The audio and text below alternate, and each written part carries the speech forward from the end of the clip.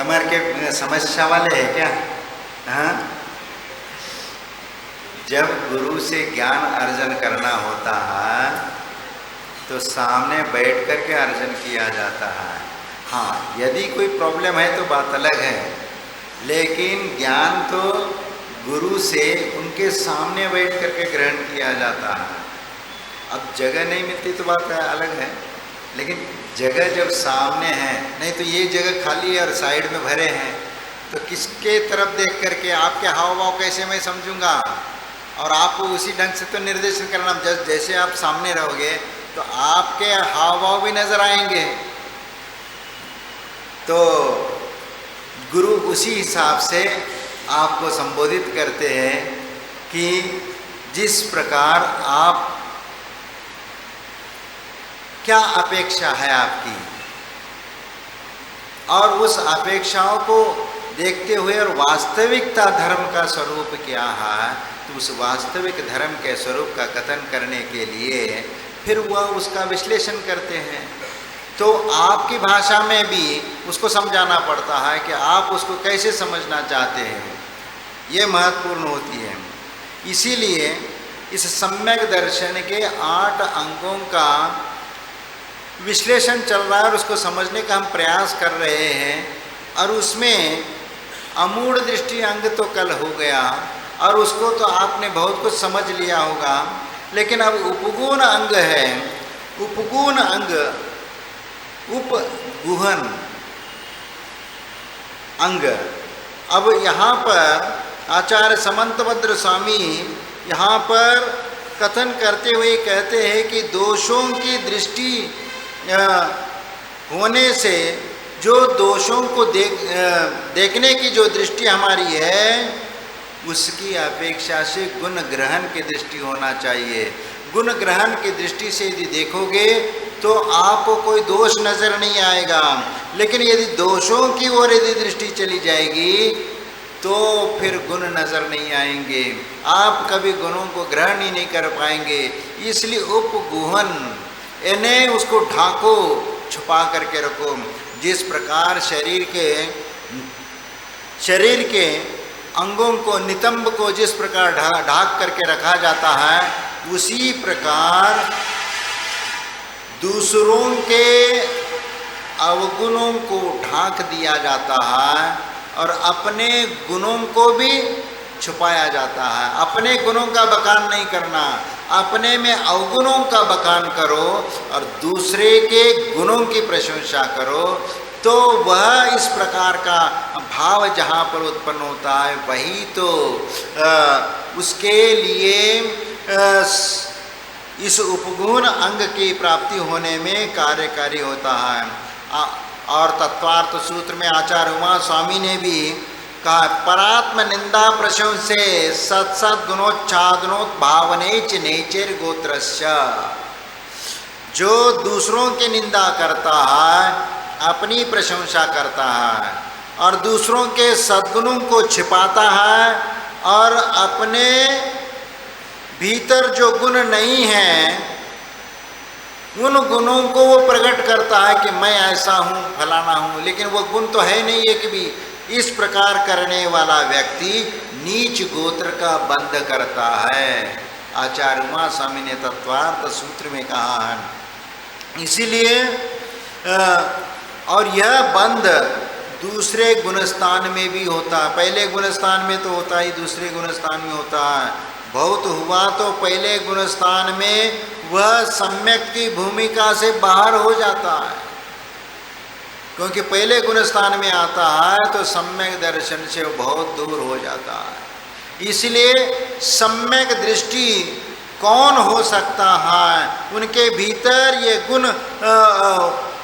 होना चाहिए और उसके लिए प्रयत्न करने के लिए कहा है कि कौन से गुण हमारे भीतर होना चाहिए। हमारे भीतर दूसरों के गुणों की प्रशंसा करने की क्षमता हमारे भीतर होना चाहिए। लेकिन हम देखते हैं कि यदि कोई व्यक्ति अच्छा करता है, अरे वह क्या करता है, उसको क्या आता है, हैं? कुछ खाक आता है, हैं? सिर्फ आगे आगे दौड़ता है, अपना नाम करने के लिए दौड़ता है। अरे वह साधु संतों की सेवा कर रहा है क्या नहीं कर रहा है, यहाँ समाज में कुछ कल्याणकारी काम कर रहा है क्या नहीं कर रहा है, ये देखो ना। हाँ, वो आगे आगे हो रहा है, किस लिए हो रहा है भाई? आगे आगे हुए बिना कोई काम होता नहीं, इसलिए वो आगे हो रहा है। क्योंकि तुम तो पीछे रह जाते हो और तुम आगे जाना नहीं चाहते, और जो दूसरा आगे काम करना चाह रहा है उसको भी काम करने नहीं देते, क्योंकि उनको भी पीछे खींचना है। क्योंकि क्या है कि जैसे केकड़ा होता है ना, केकड़ा, एक ऐसे बड़े बर्तन में सबको इकट्ठा कर लो और उसमें से कोई केकड़ा यदि ऊपर आना शुरू कर देता है, चढ़ना शुरू कर देता है, तो दूसरा केकड़ा उसका पैर खींच करके नीचे गिराता है। अब वो कोई चढ़ने नहीं देता दूसरे को भी। तो यही हाल हम लोगों की है। यदि कोई वह प्रतिष्ठा को प्राप्त कर रहा है या आगे बढ़ रहा है या उसकी ज़्यादा प्रशंसा हो रही है या लोग उसके बातों पर विश्वास करने लग जाए, तो चलो उसको पैर पकड़ो और नीचे खींचो, उसको गिराओ, गिराने का प्रयास करो। हाँ, आजकल के राजनीति में भी ऐसा ही हो रहा है ना। हाँ, यूपी में एक दूसरे को टांग खींचने में लगे हैं। भाई, जो जनता का चहेता है उस ओर तो दृष्टि है नहीं है, लेकिन कोई एक व्यक्ति हमसे आगे न जाए, कहीं वह हम जो चाहते हैं वह हमसे मिलना दूर हो जाएगा, इसीलिए भाई इसको आगे मत आने दो, इसको कुछ बाधा उपस्थित करो, ताकि यह किसी ना किसी चीज़ से बाधित हो जाए या किसी ना किसी चीज़ से लोक में एक दोषी का करार सिद्ध हो जाए, तो उस दोष का बहाना बना करके उनको पीछे दबाया जा सकता है। ये प्रवृत्ति उस व्यक्ति के विकास को अवरुद्ध कराती है और वह व्यक्ति आगे नहीं बढ़ पाता, स्वयं भी नहीं बढ़ पाता और दूसरों को भी बढ़ने नहीं देता। ये वाली बात होती है। इसलिए जब वह दूसरों के अवगुणों को और दृष्टिपात करता है, तो वहाँ पर स्वयं के अवगुण भी उसके साथ लगे रहते हैं, क्योंकि तुम्हारे भीतर गुण ग्रहण की दृष्टि नहीं है, तो वह तुम्हें दूसरों को गिराने के लिए जो षड्यंत्र करते हो, वह तुम्हारा षड्यंत्र ही तुम्हारा पाप कर्म का उदय करा देता है। और वह कर्म तुम बांध लोगे तो तुम अगले किसी भाव में उस कर्म का उदय होगा, और तुम कुछ बनना चाहते हो तो उस समय वह भी आकर के खड़ा हो जाएगा, वह कर्म आकर के खड़ा, तभी तुम जो चाह रहे वह नहीं होगा, क्योंकि तुमने ऐसे कर्म पूर्व जीवन में किए थे। एक सज्जन व्यक्ति को रोकने का प्रयास किया, जिसके कारण यह दशा तुम्हारी भी होगी। अब तो इसीलिए हम सोचते हैं कि हम अपनी प्रतिष्ठा पाने के लिए हम दूसरों को नीचा दिखाते हैं। नहीं, किसी दूसरे की लकीर मिटा करके तुम यदि बड़ा बनना चाहते हो तो वह कोई बड़ापन नहीं है, लेकिन दूसरों की लकीर को ज्यों का त्यों रख करके अपनी लकीर को बड़ा करना, ये सबसे बड़ी महानता है। और ये महानता हमारे भीतर कितनी आती है, और ये गुण पहला आना चाहिए हमारे भीतर। ये यदि आ जाएगा तो जीवन में ऐसा कोई भी समस्या नहीं, अपने आप हल होते चले जाएंगे। हम दूसरों के विकास को अवरुद्ध करके हम अपने विकास को करना चाहते हैं, लेकिन सम्यक दृष्टि जीव कभी भी इस प्रकार नहीं करता। वह तो दूसरों की गुणों की प्रशंसा करते हुए उनको विकासोन्मुख पुरुष यदि है तो उसको प्रोत्साहन देता है और उसके साथ खड़ा होता है। नहीं, तुम बहुत अच्छा कर रहे हैं और तुम्हें आगे बढ़ना चाहिए, इसमें पीछे नहीं हटना चाहिए। जहाँ भी कहीं समस्या आएगी, परेशानी आ जाएगी, मैं तुम्हारे साथ हूँ। बस इतना भी संबल यदि उसको मिलता है तो वह व्यक्ति अपने आप आगे बढ़ता है। जैसे एक बालक पिता की उंगली पकड़ करके चलना शुरू करता है, लेकिन वह उंगली छूटते ही वह नीचे गिर जाता है तो बाप कहता है कि बेटा तुम घबराओ नहीं, उंगली पकड़ ले दोबारा, हाँ तो गिरेगा नहीं। और फिर उसकी उंगली पकड़ करके चलना शुरू कर देता है, तो धीरे धीरे एक एक कदम बढ़ाना शुरू कर देता है और धीरे धीरे फिर बाद में दौड़ना भी शुरू कर देता है। इसीलिए निज गुण अरु पर को अवगुण ढांको। पहले निज गुण को ढांको और दूसरों के अवगुणों को भी ढांको। ऐसे क्यों महाराज? अब हमारे गुण तो ठीक है, हमने तो ढांक लिया, लेकिन दूसरा जो दोष लगा रहा है, दूसरा जो पाप कर रहा है, उसको भी ढांको। इसका मतलब क्या? तो उसको प्रोत्साहन मिलेगा? नहीं, प्रोत्साहन की बात नहीं यहाँ पर। अवगुण ढांकने के पीछे धर्म की अप्रभावना से अपने को बचाना है, उसके दोषों को बचाने की बात नहीं है। क्योंकि वह यदि धर्मात्मा व्यक्ति है तो धर्म की अप्रभावना न हो, इसीलिए उपगुण अंग को ग्रहण करना आवश्यक है। क्योंकि उस एक व्यक्ति की यदि निंदा हो जाती है तो वह पूरी धर्म की निंदा हो जाती है। इसलिए लोग कहते हैं कि भाई यदि कोई साधु यदि गलत करता है तो फिर ये बात आएगा कि भैया वो साधु कौन था? वो जैन साधु था। देखो, आपने पेपर में कभी देखा है कि कोई धार्मिक अनुष्ठान यदि बहुत विशेष पंचकल्याण महोत्सव में या विशेष धर्म प्रभावना का काम होता है, वहाँ पर पेपर में एक कोने में न्यूज़ आती है कि इतनी सी न्यूज़ आएगी, हाँ ये धार्मिक अनुष्ठान एक समुदाय के द्वारा हुआ और वहाँ पर ऐसे ऐसे विशिष्ट कार्य हुए। लेकिन वहीं यदि कोई साधु ने गलती करी तो वहाँ पर हेडिंग में आएगा और सबसे मेन पृष्ठ पर आएगा कि जैन साधु ने ऐसा ऐसा किया, ऐसा ऐसा गलत काम किया। तो कितनी बदनामी होती है। उस व्यक्ति की बदनामी छोड़ो, लेकिन उसके साथ धर्म की बदनामी होती, और ये धर्म की बदनामी तुम्हारे भी लेकर के डूबोगी, ध्यान रखना।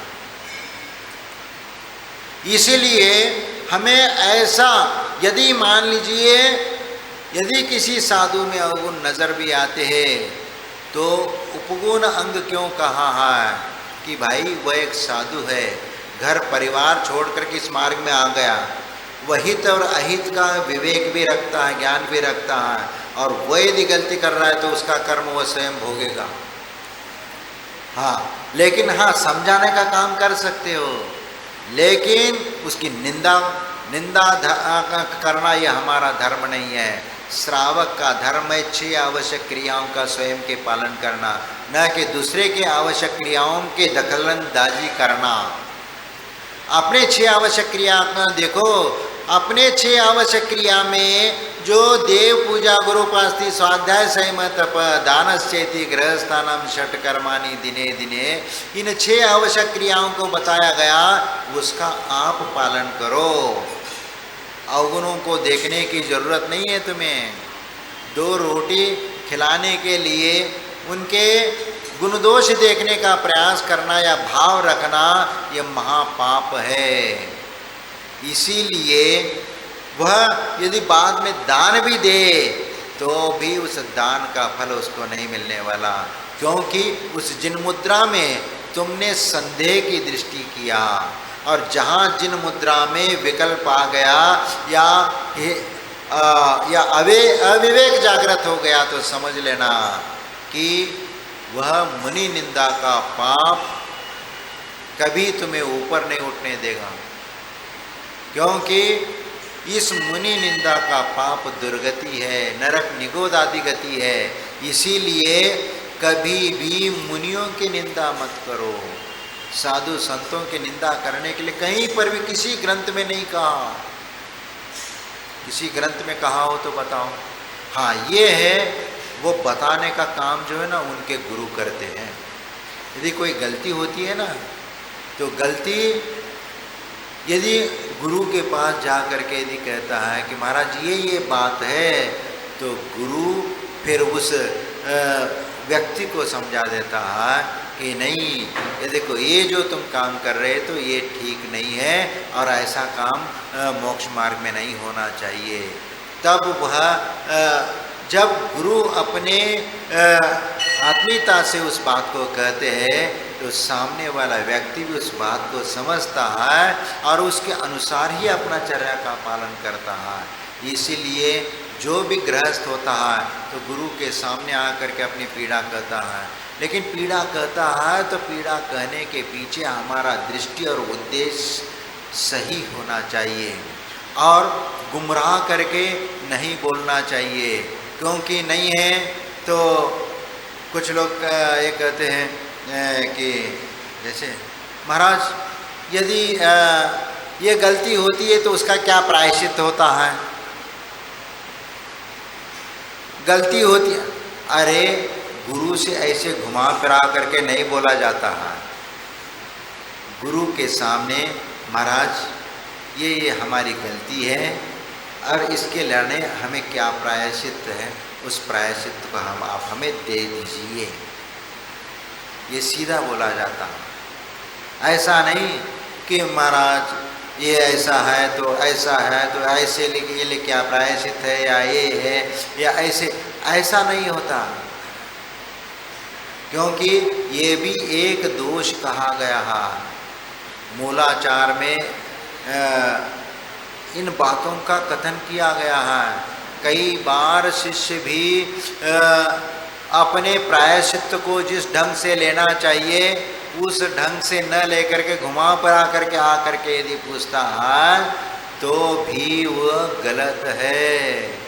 और उसमें भी 10 प्रकार के कथन किया गया, 10 प्रकार के शिष्यों का कथन किया है और अलग अलग रूप में वह किस प्रकार कहता है, या थोड़ा दोष बता दिया और थोड़ा कुछ छुपा दिया, ऐसा कर दे, यानी पूरा दोष बताएंगे तो हो सकता है एक बड़ा प्रायश्चित मिल जाएगा, इसलिए छोटा दोष बता दो और बड़े को छुपा दो। इसका मतलब एक सहानुभूति बनी रहे, इस अपेक्षा से वह यदि करता है तो वह भी गलत है। इसीलिए जब भी गुरु के सामने एक निश्चल एक बालकवत जा करके वहाँ पर अपना दुखोटा कहा जाता है और वह भी निश्चल जैसा है वैसा, उसमें मायाचारी या छुपाव आदि करते हुए बोलना यह ठीक नहीं माना जाता। इसीलिए अवगुण देखने की जो दृष्टि है वह अवगुण देखने की दृष्टि को छोड़ करके गुण ग्रहण की दृष्टि हमें रखना चाहिए। यदि किसी बात से कोई प्रॉब्लम होती है तो उस प्रॉब्लम को स्वयं हल करने का प्रयास करना चाहिए, या उसका कोई रास्ता निकलता है का वह देखना चाहिए, या सामंजस्य बिठाने का प्रयास करना चाहिए। क्या कोई व्यक्ति यदि हमें कोई परेशान भी करता है तो किस वजह से कर रहा है, कोई अभिप्राय सही या गलत है वह हमें देखना पड़ेगा। ऐसा ही यदि किसी के ऊपर आरोप लगाना भी अच्छा नहीं माना जाता। इसीलिए परात्म निंदा प्रशंसा ऐसा क्यों कहा जाता है कि पर की निंदा और स्वयं की प्रशंसा ये नीच गोत्र के लिए कारण है। इसीलिए हमेशा सामने वाले में अवगुण मत देखो, उनमें यदि कोई अच्छाई है तो अच्छाई देखने का प्रयास करो, नहीं है तो यदि लड़ाकू प्रवृत्ति होगी तो सामने वाला व्यक्ति कभी तुम्हें उस दृष्टि से देखेगा ही नहीं है। इसलिए अपनी गलती तो कभी बताता नहीं है और दूसरों की गलती बताता है, तो यही तो नीच गोत्र के लिए कारण हो जाता है। इसीलिए जब भी एक सम्यक दृष्टि जीव होता है और उपगुण अंग को धारण करने वाला होता है तो वह हमेशा यही दृष्टि रखता है कि वह अपने गुणों को तो ढांकता है और अपने भीतर जो खामियां हैं वह कहता है कि ये हमारे भीतर महाराज गलती है और इस गलती से थोड़ी गलतियां होती मेरी, और इसलिए आप इसके लाने प्रायश्चित दें। इसका मतलब यह नहीं कि हर चीज़ आप लेके और हर चीज़ को प्रायश्चित जोड़ करके महाराज इसका क्या प्रायश्चित, इसका ऐसा नहीं होता। जो योग्य होता है उसी का ये होता है। नहीं है तो आप कहोगे महाराज आज पूजा कर रहे थे और पूजा करते करते जल की जगह चंदन लगा दी, इसका क्या प्रायश्चित होता है बताओ भाई?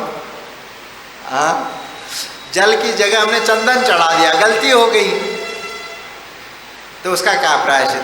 अरे भाई पूजा में आप क्रम से करो या आगे पीछे हो जाए तो उसका कोई ये नहीं है, क्योंकि पूजा कर रहे हो जाएगा, क्रम में आगे पीछे हो गया तो आपके भक्ति में तो कोई कमी तो नहीं है, तो उसमें कमी नहीं होना चाहिए। हाँ, भूल होगी, भूल चूक माफ होती है, इसीलिए उसको नहीं देखा जाता, क्योंकि हर क्षेत्र में हर चीज में ये देखा जाता भूल चूक माफ होती है।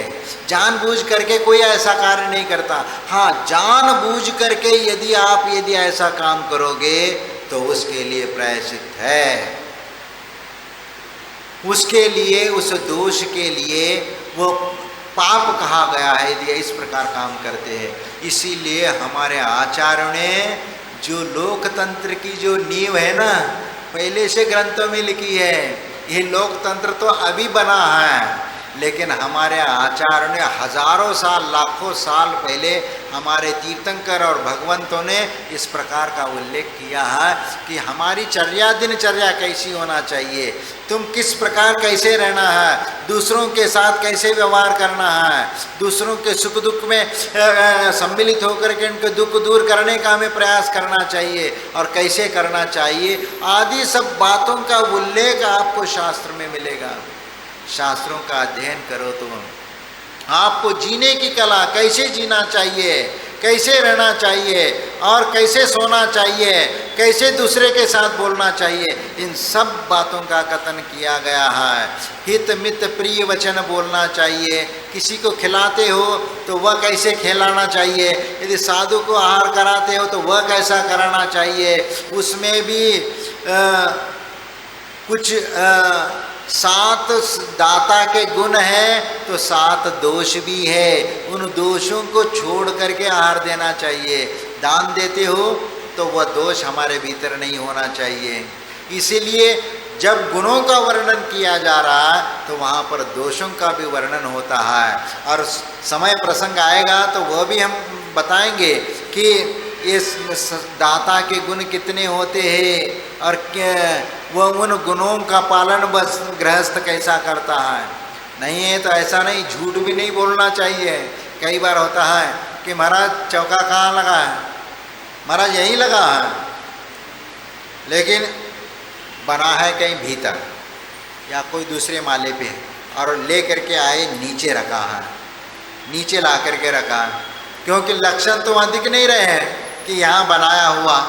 लेकिन कभी श्रावक भूल जाता है कि रोटी यहाँ बनाया, यहाँ पर बनाया है, ऊपर से लेके आया, लेकिन ये भूल जाता है कि जो वह रसोई बनती है तो चूल्हा और गैस सिलेंडर वगैरह वहाँ पर नहीं है, वहाँ पर नहीं है, नज़र आ जाता है कि यहाँ पर ये बनी हुई चीज़ है नहीं है। और वहाँ का जो स्थान है ना, वह स्थान भी बता देता है यहाँ पर बनाया कि नहीं बनाया, क्योंकि जिस जगह पर वह रसोई बनती है अपने आप वह स्थान एक अलग प्रकार का नज़र आता है, और जो नए स्थान पर ले जा कर के रखते हैं तो वहाँ का स्थान अपने आप बता देता है कि यहाँ कोई हलचल है नहीं। वो इसलिए कई बार होता है, क्योंकि स्थापित दोष भी लगता है, क्योंकि कहीं दूसरी जगह बनाओ और वहाँ से दूसरी जगह स्थापित करो, वो स्थापित दोष लगता है। नीचे बनाओ, ऊपर के मंजिल में ले जा कर के रखो, वो स्थापित दोष लगता है। और आरोहण दोष भी लगता है, क्योंकि यहाँ का बनाया हुआ ऊपर माला चढ़ करके, नसेन चढ़ करके दूसरे माले पर ले जा करके सामान रख दिया तो आरोहण दोष लगता है। 32 अंतराय बताए गए हैं श्रावकों के लिए, 32 अंतराय को छोड़कर साधु आहार करता, 40 दोष और 32 अंतराय को छोड़कर साधु आहार ग्रहण करता है। अब ये बताओ कौन कौन से 32 अंतराय है भाई? हाँ, और ये 40 दोष सब छोड़ करके, हाँ, अब ये किसी को मालूम ही नहीं है, लेकिन फिर भी हम आहार दे रहे हैं। हाँ, दे रहे, ठीक है, वह नवदा भक्ति पूर्वक आप दे रहे हैं, नवदा भक्ति से आहार दान दे रहे हो, लेकिन देना भी है तो कैसे देना चाहिए, ये विवेक वहाँ पर है। और कई बार ये होता है कि आहार देते देते यदि किसी चीज़ में बाल आ गया या कोई जीव जंतु नज़र आता है तो वो क्या करता है, उस चीज़ को निकाल करके रख देता है और वही चीज़ ला करके ये करता है। ऐसा कभी नहीं करना। कई बार गलती से हो जाता है, सब लोग ऐसे नहीं करते, लेकिन जैसे आदत होती है ना संस्कार की, जैसे श्रावक कहता है यदि बाल आ गए, अरे बाल निकाल के फेंक दो और फिर ये बाकी का खा लो। ऐसा नहीं, उस चीज़ को जिस कटोरे में रखा है वह पूरी चीज़ अलग करो और उसको साइड में रखो, उसका उपयोग आप मत करो या दो नहीं उस चीज़ को। इसलिए जो अशुद्ध हो गई तो वह चीज़ अलग रखो। इन बातों का हमें बारीकी से ख्याल रखना पड़ता है। आप आहार दान देते हो तो आहार दान में ये ध्यान रखना चाहिए, क्योंकि आज लोगों को हमें बताने की आवश्यकता पड़ती है कि आहार दान कैसा होता है। अब आजकल उसका यही बदलता जा रहा, स्वरूप बदलता जा रहा है। आज अपने घर में आहार देने की परिपाटी समाप्त होती जा रही है और मंदिर में चौका लगा करके वहाँ पर आहार देने की परिपाटी शुरू हो रही है। अब हमें समझ में नहीं आता कि तुम्हारा घर में न लगा करके यहाँ धर्मशाला में क्यों लगाते हैं? हाँ, खुद का चौका शुद्ध नहीं है, क्योंकि वहाँ जो लेडीज है वो मासिक धर्म का पालन नहीं करती है और अशुद्धि में ही वह चौका लगाती है। इसीलिए भी वह कारण है। इसके अलावा घर में बेड है, ये है और ये सारे बहुत सारी चीज़ें वहाँ रखी है, डाइनिंग टेबल है, ये भी है। तो इसके कारण भी वह कहता है कि ये सामान कहाँ रखे। लेकिन तुम्हारा घर शुद्ध कब होगा बताओ? कि जिस घर से अर्थी निकलती हो वह घर शुद्ध कैसे हो सकता है? और घर में जो बाधाएं हैं वो बाधाएं घर की दूर कैसे होगी? क्योंकि घर में जो बाधाएं होती है आपको मालूम नहीं होती, वह शुद्धि और अशुद्धि जो होती है वह आप उसको मानते ही नहीं वहाँ पर, इसीलिए वह आपको नज़र नहीं आता। लेकिन घर जो पवित्र होता है, संतों के चरण जब घर में पड़ते हैं तो वह पवित्र माना गया और वह घर शुद्ध माना जाता है। इसलिए जिस साधु संतों के चरण घर में पड़ते हैं वही दिवाली दशहरा माना जाता है। क्योंकि दिवाली और दशहरा, क्योंकि साधु संतों के चरण जिस घर में पड़ गए समझ लेना वह दिवाली और दशहरा है। और इसीलिए वह घर पवित्र माना जाता। नहीं है तो वह घर भी स्मशान है। उस स्मशान को कैसे दूर करोगे भैया? नहीं है तो मरता तो पहला घर में ही मरता है, या हॉस्पिटल में मरने के उपरांत ला करके घर में बिठा देते हो, फिर रिश्तेदारी देखते हो, फिर इसके उपरांत घंटों तक, कई घंटों तक, एक एक दिन, दो दो दिन वो घर में रखते हो, क्योंकि हमारे वो फलाना बेटा आने वाला या बेटी आने वाली है या रिश्तेदार आने वाला, उसके पीछे इंतज़ार करने के लिए रख देते हो। तो पहला स्मशान तो आपका घर है, लेकिन वह घर पवित्र किया जाता है क्योंकि वह साधु संतों के चरण पड़ते हैं। तो उस घर में जो बाधाएं भी होती है ना, वो बाधाएं भी उस संत चरण के प्रभाव से वो बाधाएं दूर हो जाती हैं। कोई भी कहते कि हमारे घर में कोई महाराज बाधा है, कुछ ऐसी परेशानियां होती हैं, कुछ हो तो बताओ। अरे भाई, तुम अपने घर में संतों के चरण पढ़वाना तो चाहते हैं नहीं महाराज हम पढ़वाना चाहते हैं ना। कैसे? जब आप रास्ते से चलते हो तो तब हम घर में बुला करके चरण धुलवा करके ऐसा करना चाहते हैं। यानी आहार के नाम से साधु को न बुला करके रास्ते चलते, महाराज हमारे घर से ऐसे टर्न हो करके चलो तो हमारा घर पवित्र हो जाए। देखो, एक बात मैं आप लोगों से कहना चाहता हूँ कि साधु गृहस्थों के घर तभी जाता है जब कोई नवदा भक्ति पूर्वक आहार कराता है, तो उस आहार के लिए साधु किसी गृहस्थ के घर जाता है। या कोई धर्मात्मा प्रतिमाधारी यदि वह संलेखना का भाव लिया है और वह समाधि की स्थिति में है, और वो पहले से गुरु के चरणों में आकर के बार बार निवेदन भी किया हो, या उनके पास घर के लोग लेके आए हो और उनसे चर्चा करी हो, और वह प्रशस्त भाव रखता है, तो फिर उसको संबोधन करने के लिए भी कई बार जाते हैं।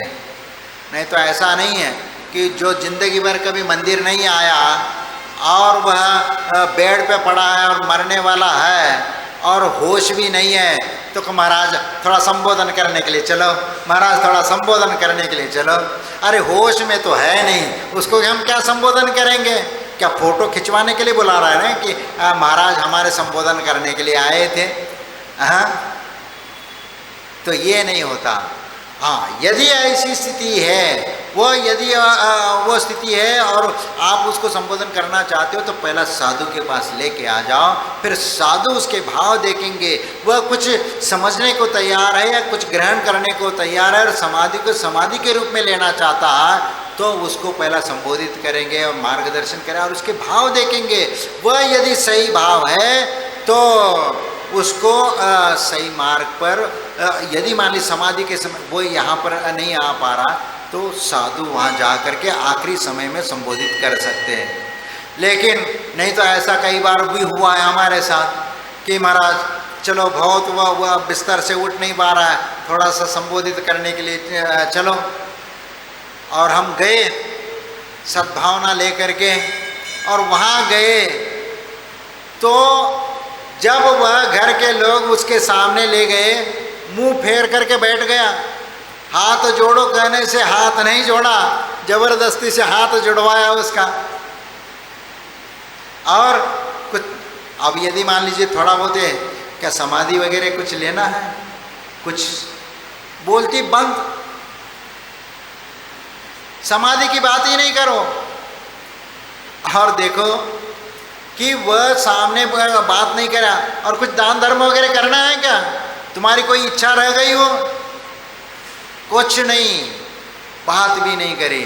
और उसके बाद वहाँ से हम निकल के गए और दूसरे दिन ही वो मर गया। होश में था, वैसे लग नहीं रहा था कि तुरंत, लेकिन दूसरे दिन ही चला गया। सुबह खबर आई कि महाराज वो मर गया।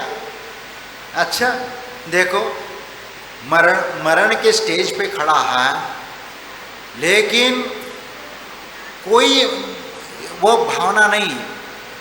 हाँ, भले ही लोगों के कहने से हाथ जोड़ा, लेकिन कोई भी संयम ग्रहण की बात नहीं, नमोकार मंत्र पढ़ना बिटना कुछ नहीं, कुछ संबोधन सुनने को तैयार नहीं है। मुंह फेर करके बैठ गया, नीचे मुंडी करके, वो कुछ बात करने को तैयार। अब जाने लगे तो ऊपर सिर करके देखा, जा रहे महाराज।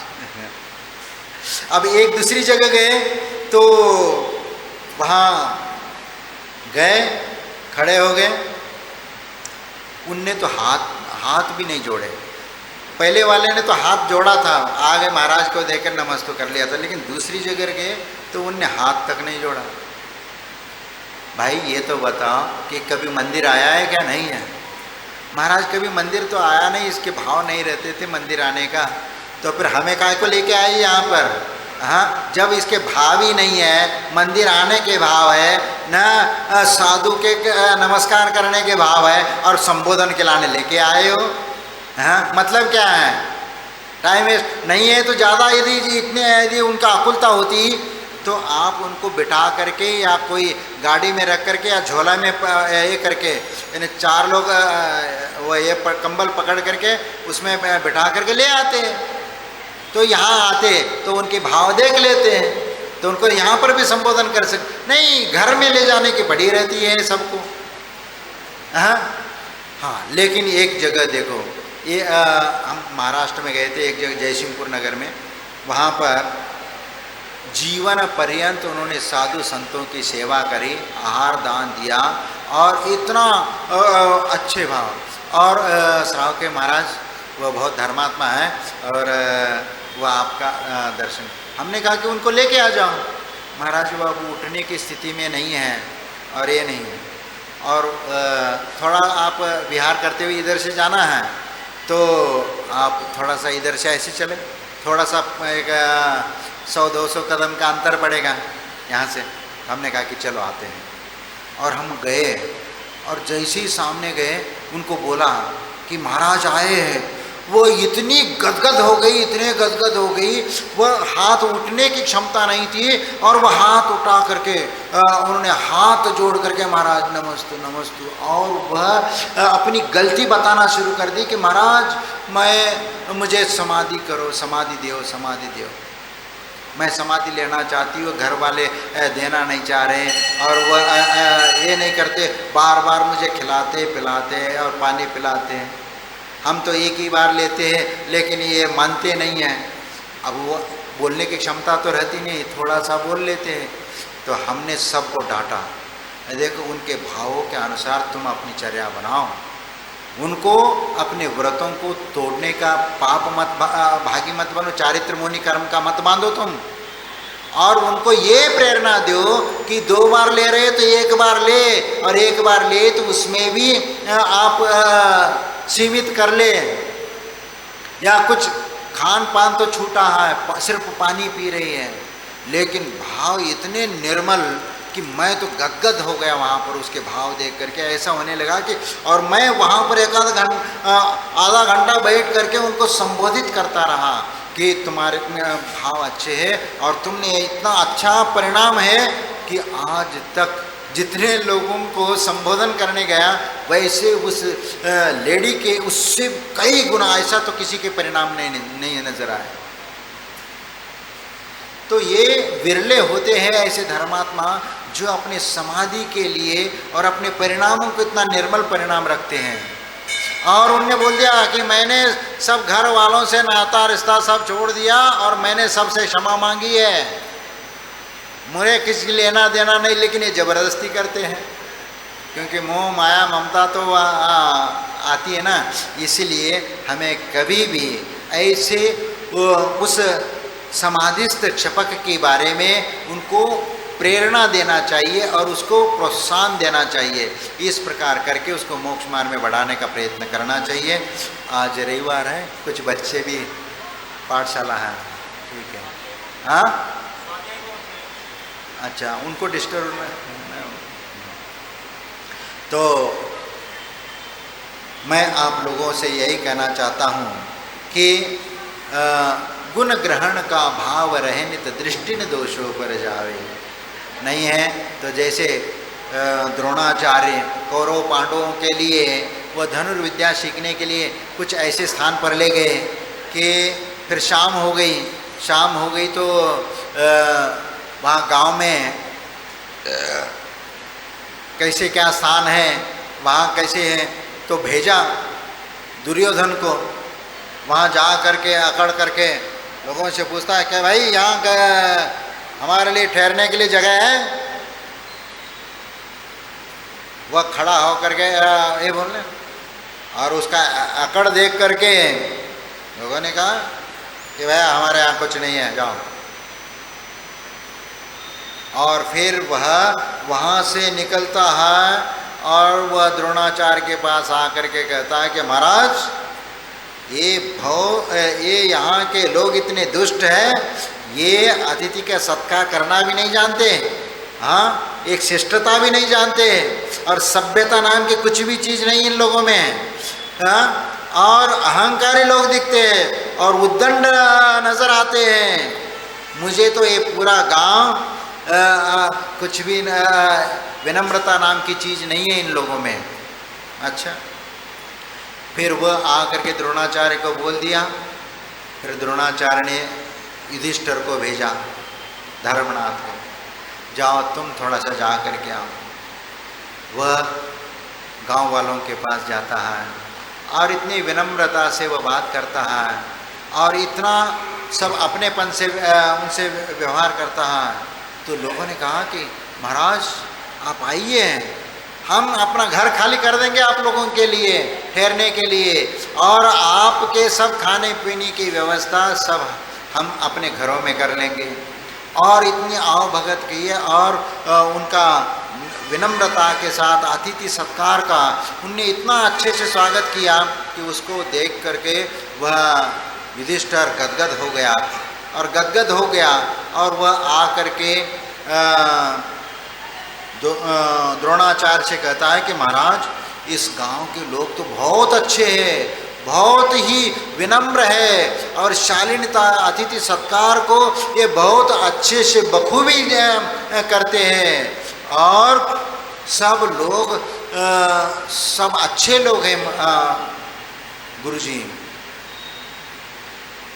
गांव वही है लेकिन व्यक्ति दो है, जिसकी नज़रिया जैसी होती है वैसे उसको दिखने लगता है, क्योंकि उसने चश्मा ऐसे अहंकार का पहना हुआ था दुर्योधन, तो अहंकारी लोग नजर आ गए और उसी प्रकार से उनका वर्णन किया। लेकिन युधिष्ठिर के मन में हमेशा उनका जो चश्मा था गुण ग्रहण की दृष्टि थी और वह वहाँ जा कर के गुणों की कोई देखा, गुणों को ही ग्रहण किया और उसको ग्रहण करके आकर के बता दिया कि यहाँ के लोग अच्छे हैं। गुण ग्रहण की दृष्टि हमारे भीतर हो तो वह दृष्टि हमारे आत्म कल्याण के लिए कारण बनती है और सम्यक दर्शन के लिए कारण बनती है।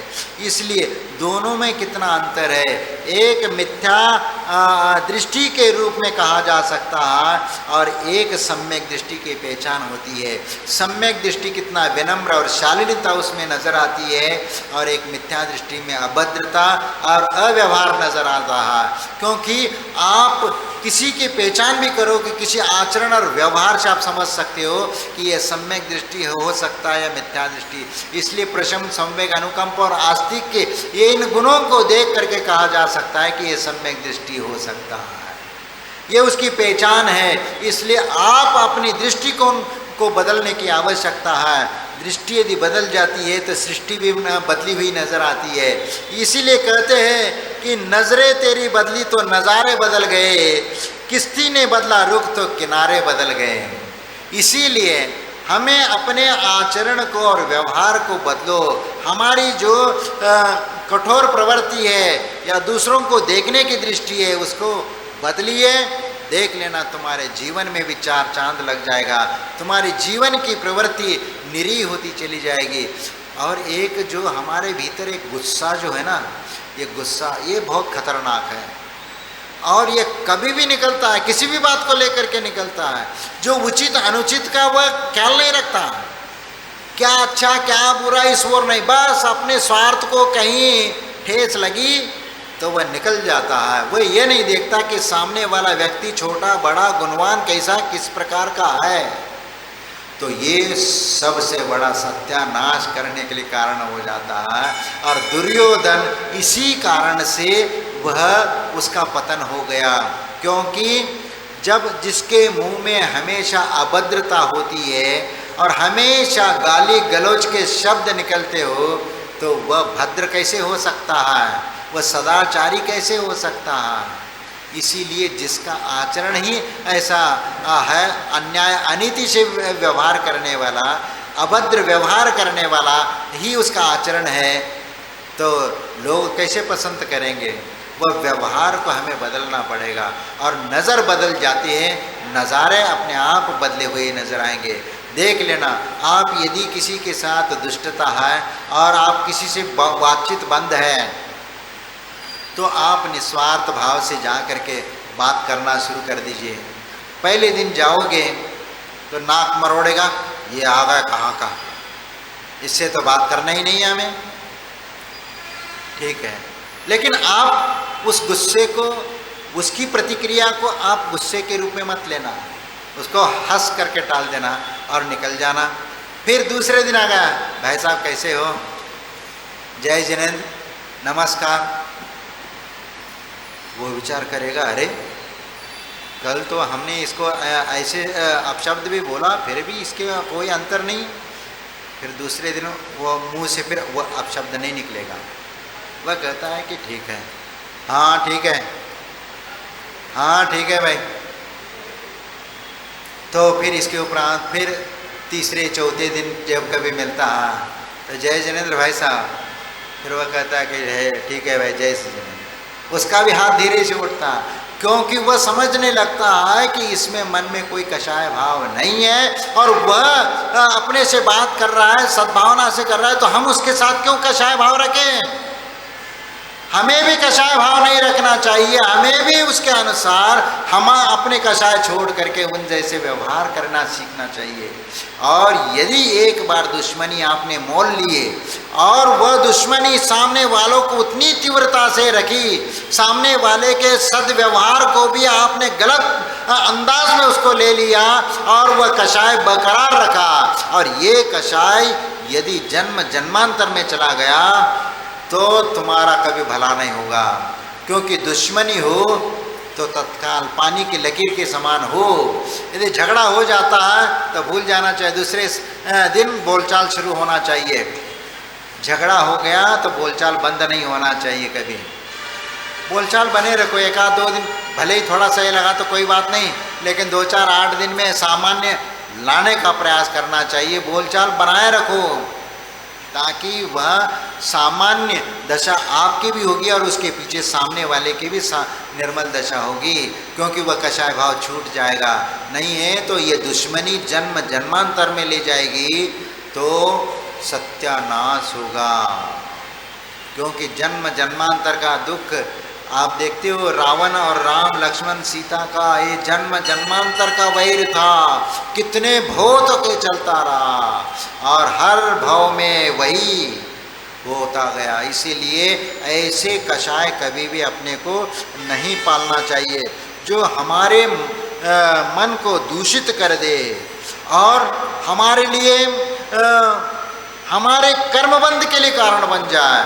ऐसे कर्म हमें कभी नहीं करना चाहिए।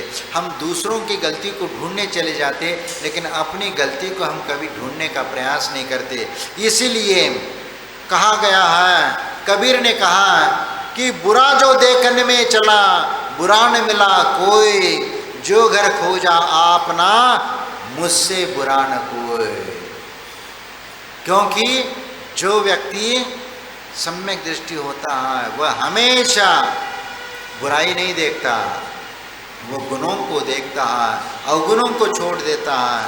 और इसीलिए वह कहता है कि कहीं पर भी दूसरे के भीतर बुराई नज़र नहीं आई, लेकिन सबसे ज़्यादा बुराई तो मेरे भीतर है। और मेरे भीतर की बुराई स्वयं यदि अध्ययन करना शुरू कर देंगे तो उसको दूर करने का प्रयत्न करोगे और स्वयं आपको निर्दोष साबित करने का प्रयास करोगे तो वह दुर्गुण कभी हमारे भीतर के नहीं निकल पाएंगे। क्योंकि आपने उसी को गुण समझ करके बैठा तो अवगुण नहीं निकल पाएंगे। इसीलिए दूसरा यदि गलती बताता है तुम्हारे बीच में ये खामी है तो उस खामी का स्टडी करो, अध्ययन करो कि वास्तव में ये हमारे भीतर खामी है, उस खामी को दूर करने का प्रयास करो और तो ही हमारे जीवन में एक जीवन ऐसा सुंदर बनेगा आप उसकी परिकल्पना नहीं कर सकते। गुणों को धारण करके हम उस मोक्ष मार्ग पर आरूढ़ हो जाएंगे, क्योंकि सम्यक दर्शन के साथ हमारा आगे मोक्ष मार्ग पर बढ़ते चले जाएंगे। और यदि किसी साधु में अवगुण भी नज़र आते हैं तो वो उस अवगुण को निकाल करके प्रचार प्रसारित करने का कभी आप प्रयत्न नहीं करना और न व्हाट्सएप और न मैसेज ऐसे कभी मत डालना उसको इन चीज़ों को। लेकिन आजकल ये बुरी आदत हो गई कि थोड़ी सी कोई गलती हो गई, अरे ये फलाना व्यक्ति, फलाना महाराज, फलाना ये ऐसा ऐसा है। ये सब व्हाट्सएप की चीज़ नहीं है, ये हमारे भीतर की चीज़ है। जितना बुरा तुम दूसरों का करना चाहोगे उतनी कर्मबंध तुमने स्वयं कर लिया, उतना बुरा तुमने अपने पहले स्वयं का कर लिया। इसलिए स्वयं के बुरा मत करो, स्वयं को अपने आप को अच्छे विचार करो। दूसरा क्या कर रहा है उससे कोई लेना देना नहीं, अपने से मतलब रखो। अपने से मतलब रखोगे तुम्हारे परिणाम विशुद्ध रहेंगे, तुम्हारे परिणाम निर्मल रह जाएंगे और तुम साथी से पुण्य प्राप्त करते चले जाओगे और तुम्हारा जीवन एक सात्विक जीवन हो जाएगा। और मैं यही कामना करता हूँ कि आप लोगों का ऐसे सदाचारी जीवन हो और सदाचारी जीवन जीते जीते मोक्ष मार्ग बन करे, उस दिन एक दिन उस मोक्ष को प्राप्त करे और उस अपना आत्मा का कल्याण करे। जय बोलो महावीर भगवान।